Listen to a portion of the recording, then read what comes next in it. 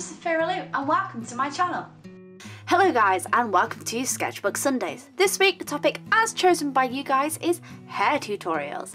If you want to vote for your favourite topic, make sure to pick one of the suggestions up here. If you have suggestions for future topics, let me know in the comment section down below. The sketchbook I'm using this time is a sketchbook that I picked up from Tiger. I haven't had much of an opportunity to play around with it, unfortunately. I've been a little bit too busy at the moment in preparation for London Comic Con. So I will give my thoughts and feelings when I do a sketchbook tour in the future for this. But for now, I've got a nice cold drink because it is absolutely boiling here in England at the moment. I've got some pencils and I've actually already prepped some headshots that we're going to be doing the hair tutorials upon. So for now, grab your sketchbook, grab your pencils and let's discuss. So as you can see, I have already prepared some lovely heads here already so that we can build up and go from there. So when you're doing your hair, you want to make sure that you put on a hairline first. And the reason why it's so important to put a hairline on a character is because if you bring your hairline too far down or hairline too far up, it's going to make your character look kind of odd. So what you want to do is create a nice even hairline. I actually like to go for a slightly curved hairline because I feel that looks a little bit more natural on the hair. You don't want to make your hair go too high from this because it'll make the forehead look absolutely huge and the head shape look too odd. And you don't want to bring the hairline too far down either because it'll make the hairline look quite short and make the face look kind of squished. Then you can build up your hair from there. Now, I'm going to start going from like straight hair to curly hair and I'm going to explain a few do's and a few don'ts while I'm doing it. So you'll notice here straight away I'm bringing up a hairline and we're going to make this character have no fringe. We're actually going to slick the hair a little bit further back. So as we're slicking the hair back, the thing that I want to basically mention is that you don't want to do too many hairlines. And what I mean by this is that you don't want to put in too many lines for the hair because it will make the hair look slightly odd. And I'll show you what I mean by when I'm lining it. So you can see when I'm lining it, I am bringing out down these curves and I am making the hairline come about. You don't want to put in too many hairlines because it will look really odd in an illustration. You want to try and break up some of the lines and use the lines to show the direction that the hair is going. Remember not to make all your lines the same. Put in different lines, show movement because your hair is consistently moving. The best thing for you to look at actually is reference pictures because they will really help you out in this instance. So you can see here, even though I've got parts of the hair that are straight, I'm curving some of the lines and this is so that the hair has movement in it.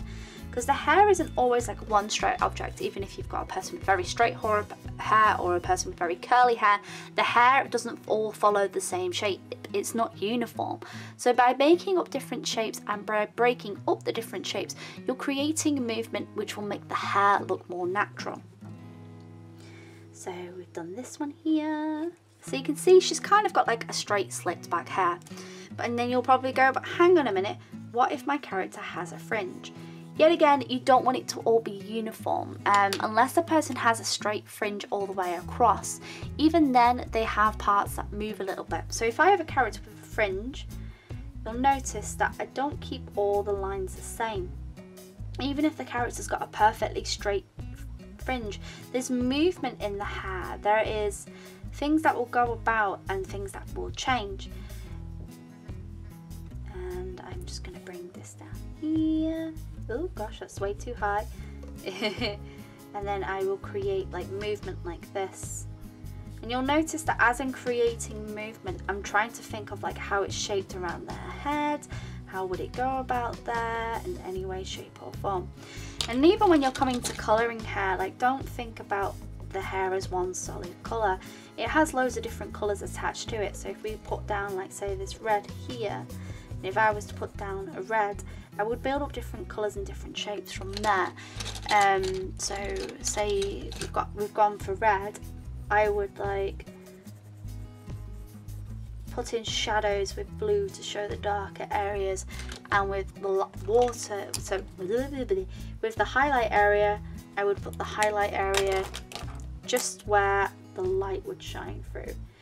Look at the way that in photographs that people's hair naturally goes.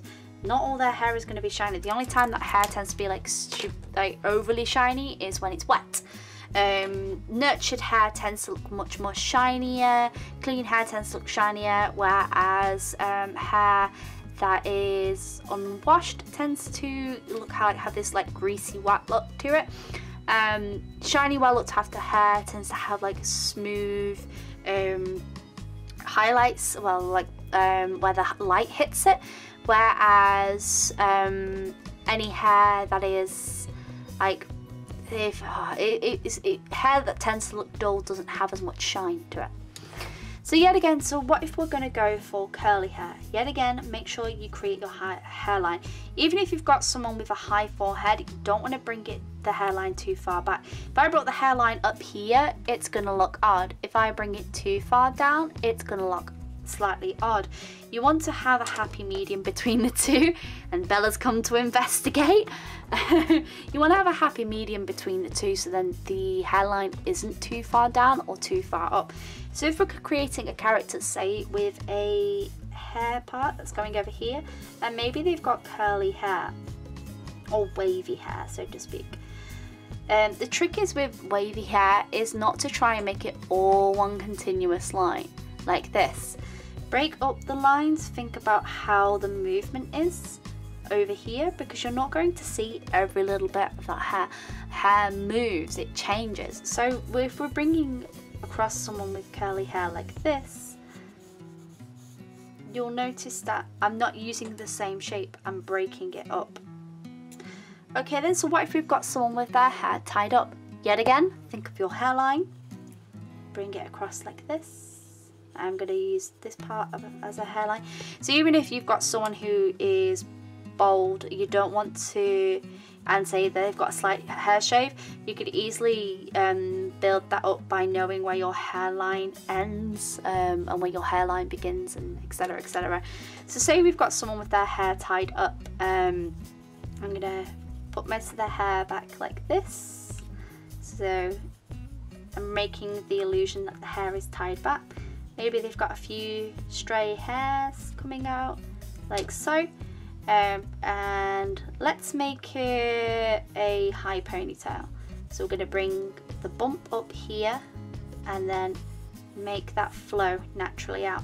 If you're thinking about if people have got a ponytail, you're going to want to show movement with that, particularly because when they are running or when they are moving, hair tends to like flow in certain ways, shape or forms.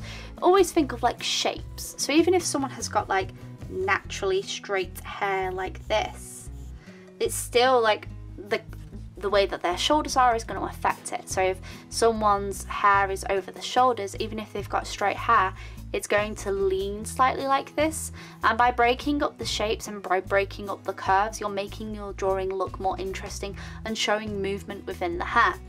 If you've got like a hairdo that is half up, half down, you're going to want to have like lots of different curves to show like where the hair is going and what you're doing there. So my most important tips when it comes to hair is constantly moving. So think about like how the movement of your character is going to be. If it's tied up, even then make sure you've got like strayaways that are coming out, because that makes it look a little bit more natural overall. If you've got a character who has particularly curly hair, like you don't have to draw every single curl, you just have to show that there is movement. When it comes to like particularly curly hair like this, I don't like go through and do every single line. I'll break up the lines like this, just because it looks a lot more natural than if I was to go through and do every single curl of hair. It doesn't look right. If you're going for someone with ringlets like this, for example, don't make all the ringlets exactly the same.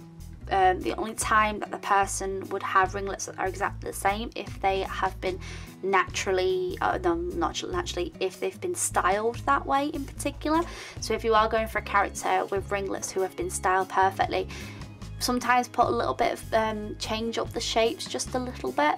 Don't make them all perfectly the same, make them slightly odd, because even if a person's hair had been styled that way, they don't always perfectly hold their shape, if that makes any sense. Have direction, have movement, show that the hair is moving, and that is one of my most important tips for you with hair. Also be conscious about your hairline, so think about like how the hairline is your hairline far up, is your hairline far down? You don't want to go too far past that hairline in particular when you are doing hair, even if your person's hair like this, even if you've got them styled up, you've always got to consciously think that this hairline, you don't want to go too high above that. Even if a person's hair is spiked, you've got to think about that hairline. It is very important, because it can make a difference between like how your character, if your character's got a particularly big forehead, you're still going to want to show like where that hairline ends. And even if you've got like hair that is moving over here, you need to show the lines of where the hairline is. So if I was having a character and they were having their hair like this, so to speak, you'd want to show some indentations of where the hairline is, just because that's gonna help bring to life your character a little bit more. Even if their hair is slightly further up or styled in any way, shape or form, it will help bring your character to life a lot more. So think about moving, think about the hairline, and most of all, try different things, try different lines. Not every single piece not every single bit of hair has to be drawn out. Break it up with your lines, and then when it comes to colouring, you can add more effect to that. Use your references, look and do research. It will really help you out. And one of my favourite things to actually use is Pinterest, and for hairstyles, if I'm not entirely sure, it's really helpful. So I hope this video has helped somewhat for you guys. If you guys want any more tutorial tips or anything like that, let me know in the comments section down below. If you do any artwork during these videos that you wish to share with me, use the hashtag #StayCreative with Sophiralou to share your work. I hope you guys have enjoyed this video. See you on Thursday for my next video. And as always, folks, stay creative. Bye!